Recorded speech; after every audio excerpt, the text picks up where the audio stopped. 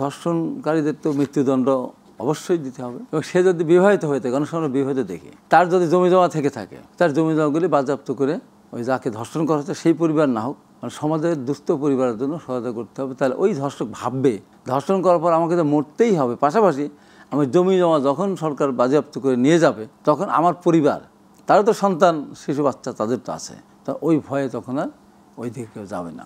যদি কোনো অবিবাহিত ছেলেরা করে থাকে তাহলে তার নিজস্ব যে তার বাবার পক্ষ থেকে যে সম্পত্তি তার পাওয়ার কথা সেটিও সেখানে বাজেয়াপ্ত করে সেটা অন্য ভালো কাজে লাগাতে হবে। এইরকম যদি আপনার কড়া করে নির্দেশনা যদি আসে এবং তার বিচার কাজ যদি খুব তাড়াতাড়ি সম্পন্ন হয়ে এবং ফাঁসিটাও যদি তাড়াতাড়ি হয়ে যায় তাহলে অনেকে তখন ভাববে এরকম একটা ঘটনা ঘটার দিকে জীবনটা হারানোর কী দরকার। পাশাপাশি আর একটা আইন করতে হবে যে এই সুযোগ নিয়ে আবার কেউ যেন মিথ্যামিথ্যে মামলা না করে, কাউকে হয়রানি না করে। হয়রানি মিথ্যামিথ্যে মামলা করলে সেটার কিন্তু আবার উল্টা বিচার হতে হবে। এই যে দীর্ঘদিনের ঘটনা ঘটেই যাচ্ছে, দিনের পর দিন পার হচ্ছে, সময় পার হচ্ছে, আবার অনেকে আবার জামিন নিয়ে যাচ্ছে, জামিন নিয়ে গিয়ে আবার পাল্টা হুমকি দিচ্ছে।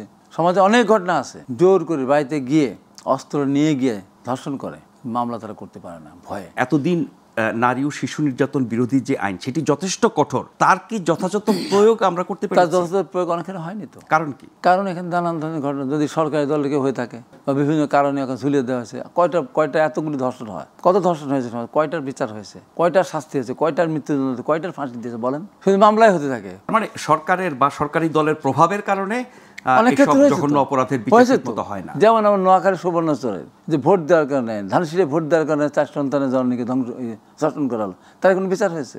তাকে ধরতে পেরেছে?